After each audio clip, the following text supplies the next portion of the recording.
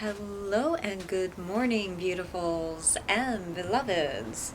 I make that plural. Why do I make that plural? Because there's more than just one of you. I know it sounds a little odd, but yeah. Anyhow, so this video is going to be called My Hands and Dance Hands. And what do I mean by that? Well, our hands do a lot of hopefully wonderful things. If you're not, talk to the hand. You really have to, excuse me, I'm going to sneeze. Maybe not.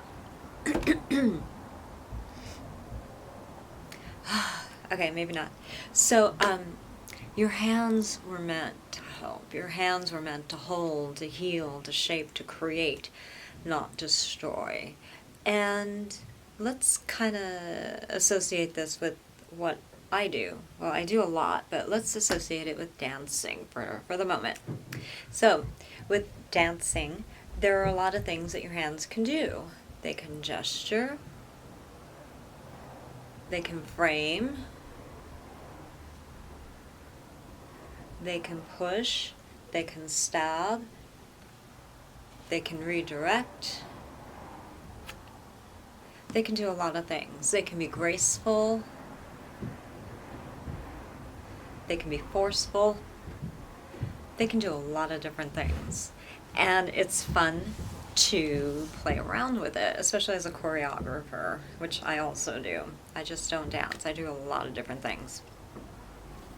And what you just saw, graceful or very sharp, it's the attack in which you deliver the movement. And not a lot of people understand that. They say, what do you mean attack? It sounds violent. It's how you approach something, how you engage, how you execute something. So let's just talk about hands today, and it's going to have a double meaning and double message. Not only am I going to pertain it to dancing, but also as a human being. So you're going to get something out of this, whether you're an artist or just, a person who doesn't do art. There are a lot of people who don't do art, but you can get something out of this message either way. So first, I'm going to talk about dance hands. Dance hands.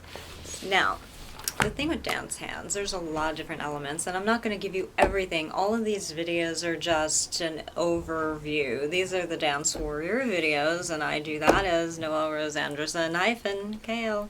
And I know that's going to be real annoying for some of you to hear all the time, but I got to do it. Because I'm married, and I don't want to give anybody the wrong idea, because I'm a very loving and affectionate, open person. Italian, that should say enough. So, -Kale, don't take it too seriously, people. So back to this. The DanceWarrior videos not only focus on dance technique and tips, it also is about you being a person, getting encouragement, some direction, hopefully some hope and enlightenment, and when necessary, I have to be a warrior and stand and fight, because people are trying to destroy me. So, hey, to all my enemies, if you don't want me making all these videos about what y'all are doing to me, maybe you should stop. But for the moment, we're going to do some nice, sweet videos, which I prefer doing. Again, dance hands. Position, style, attack. There's so much you can do. Gesture, which I love incorporating and doing with my pieces. It's so fun. But okay, look at the hands. Now, I have a ballet background. It doesn't mean I stop there, and it doesn't mean I stay there. It means I like ballet, and I like modern. I do a little bit of everything in that realm. A little bit of jazz, but not too often. But look at your dance hands. Let me heighten here so you can see my hands a little bit better. I did another video on this while I was getting up on point over my box for the first time in a very, very long time. So some of this may be redundant for you guys, but hang in there. I might mention something I didn't in that video. But there are different placements and different styles. If you look at Balanchine, if you look at the classical ballet, neoclassical, modern. There's so many things, and it's up to the choreographer. There really is no right or wrong. You know, when you do, you know, belly dancing, and it's very flamenco. It's very wristy and very like this, you know, the lotus hands. There's so many, right? I don't profess to know flamenco. I did one flamenco style dance almost 2 years ago with one of my partners, and it went pretty well. Not that I thought that I did such a good job. I was like, oh God, I was watching the video. Oh, that looks so easy. I can do that. Not a problem. You know how you talk. And then I had to do it, and I'm like, oh, it's harder than it looks. They made it look so easy. And so, you know, I had to learn how to do all of this, and, you know, the delivery in all of that. And how you place your hands makes such a difference. Because in ballet, you never throw your arm up over like this. It always comes through, and you can't see it. Hold on, I'm so sorry. It comes through center, and it lines up your thumb with the belly button. There are different placements. I was taught with more rounded arms instead of oval arms, but it doesn't mean that one is wrong over the other. It's just a different style. You know, you do want to drop your shoulders, which I always had a bad habit of putting them up. This should be up a little bit, not like that, but, you know. And there is no right or wrong whether it should be rounder or more oval. It depends what style and you're doing and what the choreographer wants. But we could spend hours and hours and days on alignment and proper placement with arms, shoulders, and oh my gosh. But let's just talk about different style hands to just kind of whet your appetite here. So notice the hands, right? Oh, this is so difficult to do like this. Wait, maybe I can go like this. Okay. Now, that's very feminine, right? Kind of arched. I call them Dr. Seuss hands. And they kind of flip out. And it's legitimate. It's a style. But most ballet isn't going to do this. This is for very ethnic type dances. It's very, very feminine. But you know, you don't want to do hamburger hands like you're holding a hamburger. You see how this is engaged or disengaged, I should say, right? You don't want to do that. You don't want to hold it like this. And then you don't want to go like that, you know, because that was alligator mouth, right? So you want to slide this back here. So basically, it's just keep your hand like this. This is the easiest. This is how I teach my little babies. And even adults too. Put your hand like this. Just drop your thumb. That's all you need to do. Hide your thumb. Hide your thumb. As elementary as that might seem. And then we'll build off of this. But basically, that's what you want to do. This helps you avoid hamburger hands. Just, you know, don't push it up here and then lower it. Keep your hand nice and flat and just drop it. So you never want your thumb showing like this. And I would spend 5 minutes a day or a class with my kids and just go, drop your thumb, drop your thumb, drop your thumb. Hide the gopher. We would play all sorts of games. And it works for adults too, especially if you've never had dance before. So, you never want your hands like this unless the choreography calls for it. But, you know, this is very jazzy. That can be something too. But, you know, for ballet, drop your thumbs. Okay, now that you've dropped your thumbs, there's more to it than just this. But I would rather have my babies learn this, even though they look like paddle hands. It's easier to build off of that than to get the hamburger hand. That's what I found. Anyway, okay, so you hide your thumb. Next step, bring it slightly out. Slightly. That's all. There. So I just hide the thumb and bring it down. I'm looking in the viewfinder too while I'm doing this because I don't know what kind of perspective you guys are getting. Okay, now, this looks a little too flat, so you need to put a little tension in there. Just a little bit. And then a little curve. Now, these fingers matter. So, you know, there's different places you can put them. You can put them Gosh, this is so difficult to do. Hold on. Because normally I'm like this, and I have my babies stand behind me and they can see better. But this is very legitimate. You know, splitting your pointer finger and your middle finger apart, like so. I've seen that. I've seen that. I've seen that a little curved in like this. I've seen so many different ways to do hands, and it's all under the banner of a form of ballet. Neoclassical, classical, ballet, just regular, modern, contemporary, lyrical. It just really depends. So you have position and style, but for basic starters, you always want to hide the thumbs most of the time, and you don't want to do rat paw, pterodactyl arms, you know, where you have your elbows lower. It can be a hot mess. You really want strength in your arms, and I had a bad habit. My shoulders were I was always just so tense. Not happy. Some of the pictures I've seen of my, you know, younger days, and even in adulthood, if I hadn't been doing it for a while, it is a mess. So, you know, you can do a lot just training your hands again.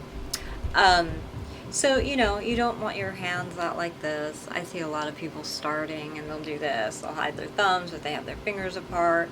You know, it's not easy, guys, but a good dancer is very concerned about the details for their choreographer. They should be. I'm starting to focus more and more on that as I mature in my dancing, but I try not to put that on other people, because some people don't dance like that, and they don't want to, and it's okay. We all have bad habits. No one's going to reach perfection, and that should be half the fun. Getting there, knowing you'll never be able to capture it. It's like chasing after the wind. You can't catch it, but it should be an awful lot of fun to fly a kite during the wind, or to, you know, swing and let it caress your cheek. If it's a tornado, then we have other problems, but you know what I mean. This analogy will fall apart so quickly. Okay, so you know, it's just something to think about, what you do with your hands. Now, if you look on my book cover, you know, I do this with my hand on purpose. It was intentional, because I wanted to pay tribute and homage to one of many of my instructors, and there were a couple things that I didn't mean to do that were just happenstance and timing, and we're like, wow, that looks like a swan, and I'm like, I wasn't going for that look, but okay, I like it too. It worked, and it was very progressive, and it told a beautiful story, and it actually told my story. It told my story of going, and I was never ugly, but the term of being an ugly duckling and blooming, or turning into a beautiful swan. And that's exactly what happened with me. And I'm like, okay, I'll take it. But, you know, I'm a rebellious ballerina. I don't like to wear shoes, number one, because they hurt, but when I want that aesthetic and the choreography calls for it, I will wear my points. I like to dance ballet barefooted, meaning as perfect in demi-point technique that I can get for anybody. Ballet, and then throwing a few modern things in there. I just think it's so exciting to do, personally. Like, seriously, a lot. So, I just wanted to throw that out there to you guys, because I think it is important to convey to people the hands and the placement of it. Not many instructors, not many choreographers focus on it. And I have to say, I was part of that group until I decided to look at a lot of pictures, not so much the video, because it goes so fast sometimes you can't see it unless it's a very out there glaring in your face mistake.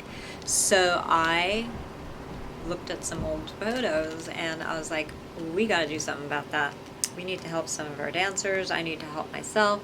So, your dance hands can say a lot and mean a lot. If you don't care, then don't care. It's fine. Not a problem. So here's another thing. When you're I'm sorry, I've got 10 million things in my head here. I can go on and on with so many different elements of things, and sometimes I think of 10 other things I want to say, and it's like, oh no, that's going to have to be another video, because that's just too much. But as a number 3 under dance hands, not only is it position and style, I mentioned attack, so I'm going to use the word intention, and then backslash attack. I already mentioned a little bit of that, because I think it's important. The effort, Rubans effort graph will help you a lot. I didn't come up with that, but I was taught. And you want to know what the intention and the attack is. Like I showed you, is it very smooth, fluid, rigid, delicate? Does it stab? Does it redirect? There are so many different things, and it's all legitimate. It depends what you want to do as a choreographer.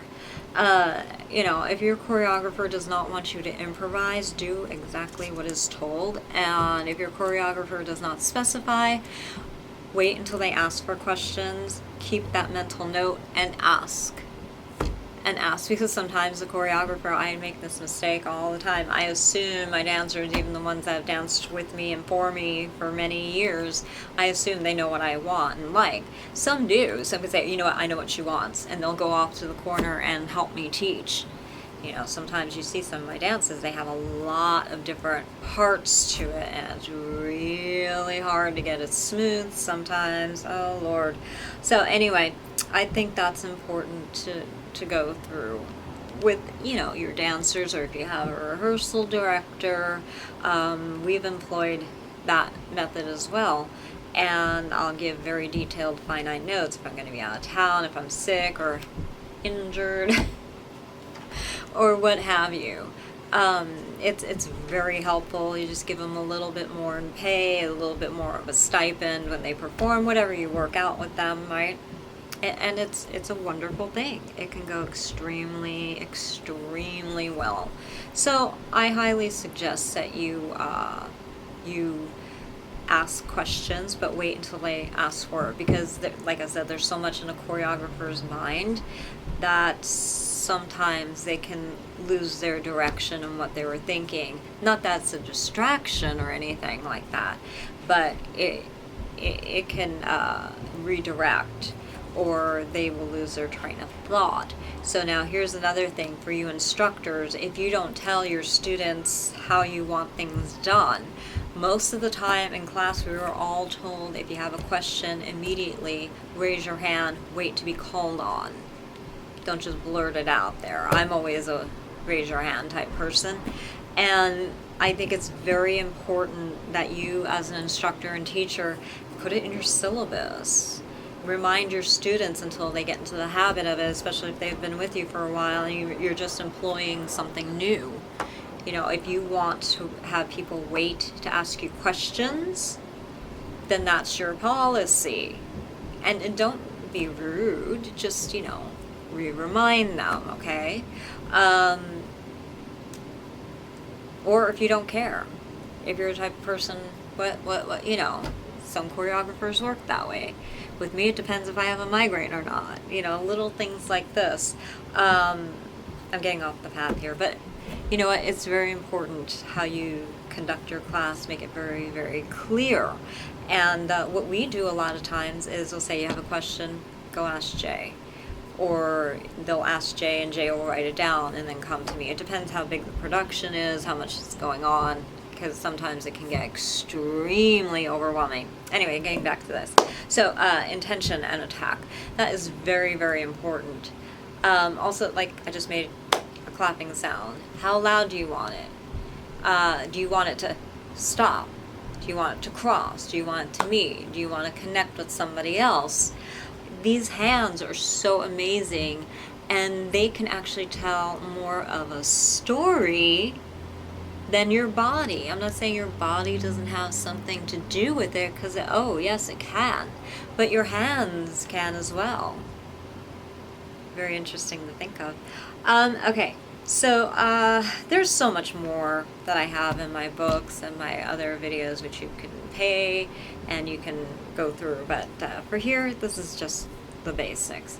So something else I wanted to talk to you about is your hands, or my hands, just as a human being, you know, because we're all human beings on this planet and we're all going in the same direction whether we like it or not. And your hands can do so many things. I already gave you a little bit of a verbal list, but I'll rewrite some of these. I would hope. I'm only going to focus on the positive. If you're a type of person that wants help to do negative things, you're not going to get that here. And then why would you actually be somebody that makes videos that helps people do negative things? Methinks you have a problem. So I'm going to teach you and hopefully reinforce things that you're already doing. So your hands are there to help, hold, and I call this the 3 H's. Heal. Okay? Help you remember. Help, hold, and heal. And if you guys don't know what each one of these individual things look like, I can't help you with that. I mean, I could. You should know this by now. We want to make sure that these hands, while they can unintentionally do very bad things, that they're always a blessing for people, and that we realize that they can harm. These things can pick up objects that can harm. These things can pick up objects and help. These hands, small as mine may be, they're very strong, and they can help heal and hold. Helps. There's so many things you can do with your hands. Now, on the other side of the spectrum here, what else can they do? They can create. Right? They can create. And there's a whole bunch of other things underneath of this that hands can do. And it's amazing. So to bring it back full circle to the artistry, your hands can create a message. You know, do you know what this means? I do this in one of my dances. Can you know what that dance it is? It's towards the end of one. Have fun with the trivia and figure it out. You know, that's not part of it. This is just what this goes into this. As far as the choreography, this is what I'm really looking at. It's the Lord's wounds from his hands, the nail pierced hands. And just FYI, he was actually pierced here because if you put a nail through here, it would rip out. So you have to, not that you have to, it's got to catch on the bone. It's very, very painful. And that's how all of the people who were crucified stayed on the cross. So his scars are here, not here. You see all these things with bleeding palms and stuff. It's like, well, why are their palms bleeding? Because Jesus bled out, and he didn't really bleed out here, but they had to avoid the artery and get it just right, and hung. It's horrible. But so actually it should be this, shouldn't it, and not in the palm. But because of religion, they kind of got it a little wrong. But yeah, it would be here. Or this is I did this once as a reference. I think it was like this. That's also a reference to that. But there are so many things in sign language. Make sure you check, because you can inadvertently say something bad and not realize it.